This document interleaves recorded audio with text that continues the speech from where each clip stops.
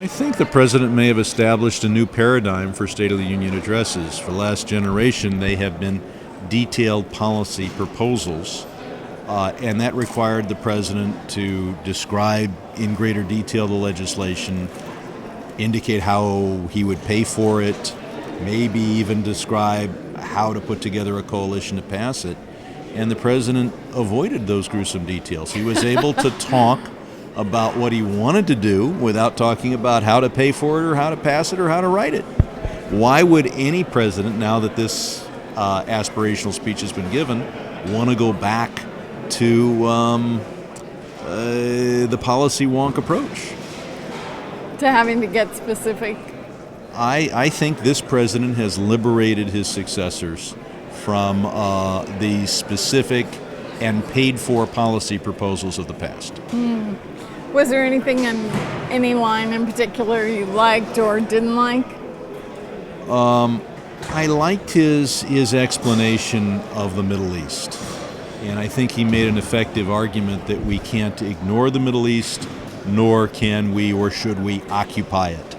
That this is a battle for the soul of Islam that will take a generation to play out, that the conflict goes back a millennium, and I think pretty well explain why sending in 100,000 troops and incurring several thousand casualties doesn't solve the problem.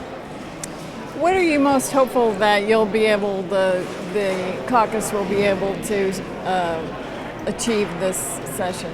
Well, what I want to achieve, and I think it can be achieved just by the administration, is natural gas storage safety standards. I represent half of Porter Ranch, and I live in Porter Ranch, and that is the largest natural gas leak in American history. We have sophisticated regulations on the transportation of natural gas. We need equally sophisticated regulations on the storage. And if I could, talk to you about how they removed subsurface safety valves, you'd agree with me. We need a better system. Is there a good prospect for that happening? Well, first, in order to accomplish something, you need A, to not have to have Congress involved, and B, to have a picture that drives home why it's important to do something. Well, we have the largest natural gas leak in history. Now, the problem is natural gas is clear. It's invisible, right. Not infrared, but it's invisible to the naked eye. But the effects on people, when you have several thousand families evacuated for months, that gives you a picture. And the fact is that the EPA and the Department of Transportation have the regulatory authority to do what I think needs to be done. And in fact, they've done it with regard to natural gas transportation.